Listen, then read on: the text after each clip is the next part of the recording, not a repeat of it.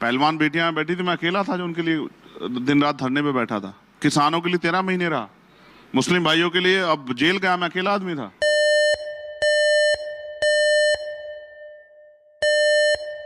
इसलिए फिर शायद आपने मैं सिर्फ ये कह रहा हूँ कि राजनीति देश के हित के लिए होनी चाहिए, राजनीति बने रहते हैं। हालिया बयान, आदत अब चर्चाओं में रहने की हो गई है। महाकुंभ में वो जा रहे हैं जो पाप जिसने किए हों।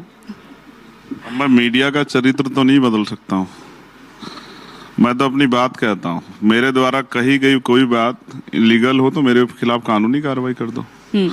और मीडिया मेरी बात को क्या कह के दिखाती है, और मुझे तो हंसी आती है कि जब किससे पूछती है कि उन्होंने ये बयान दिया, तो सामने वाला बोलने वाला भी नहीं सोचता कि वो बयान ही सुन लूं मैं। तो मीडिया की बातों में आके लोग गुमराह होकर पता नहीं क्या क्या कह देते हैं। मैं क्या कह सकता हूँ? तो बयान तो आपके ही है ना, आप ही तो कह रहे हैं भाई जो जिसने पाप किए हैं वो महाकुंभ में पाप धोने जाता है।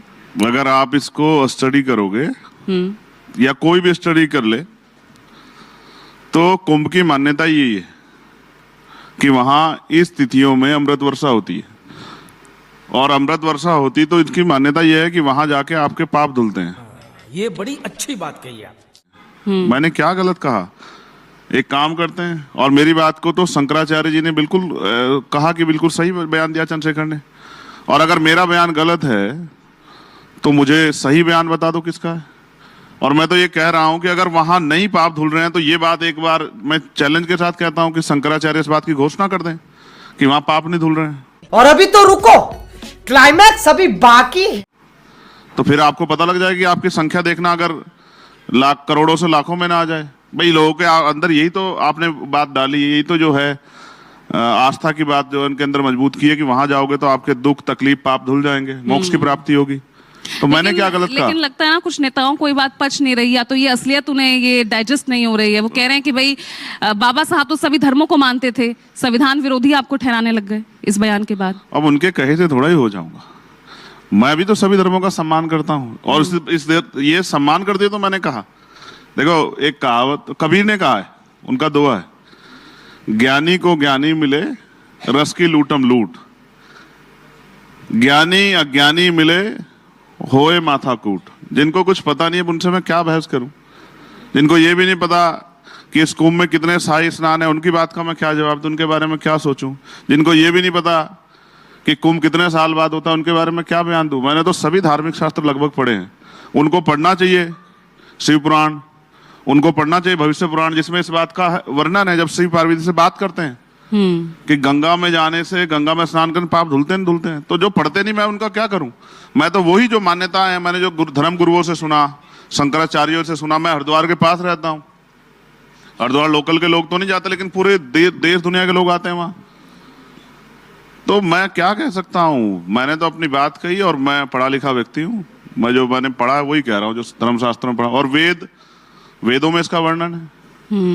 तो मैंने क्या गलत कहा? अब किसी को परेशानी होती तो होती रहे, और मैं उसकी जिम्मेदारी तो नहीं लेता, मैं तो अपना काम कर रहा हूँ। चलिए, बिल्कुल एक पढ़ा लिखा नेता, जबकि संविधान के आर्टिकल 51 में जहां हम जिनको मौलिक कर्तव्य कहते हैं, उसमें वैज्ञानिक दृष्टिकोण को बढ़ावा दिया गया है।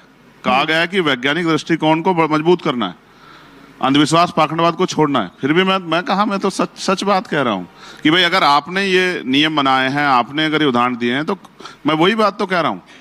तो आज मैं आपको चैलेंज कर रहा हूँ, आज मेरा बयान चला देना। जो ये कहता हो कि वहां पाप नहीं धुलते, फिर मैं उसके बयान पे जवाब दूंगा।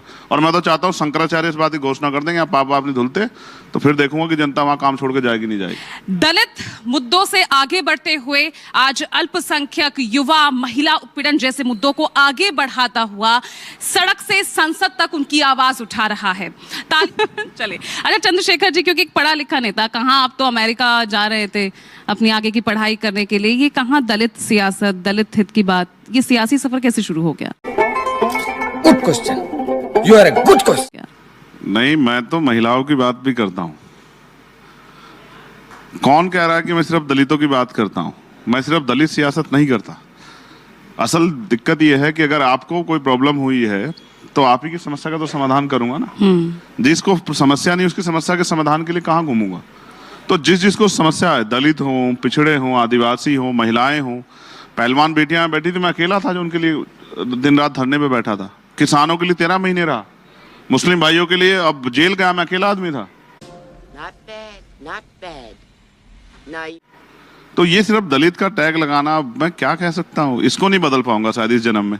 और ये भी हिंदू धर्म की मान्यता ही है कि जो जिस जाति में पैदा होगा वहीं मरेगा, बदल ही नहीं सकता जाति। अब मैं कितना पढ़ लूं, मैं ब्राह्मण नहीं बन सकता हूँ। ये बड़ी अच्छी बात कही आप।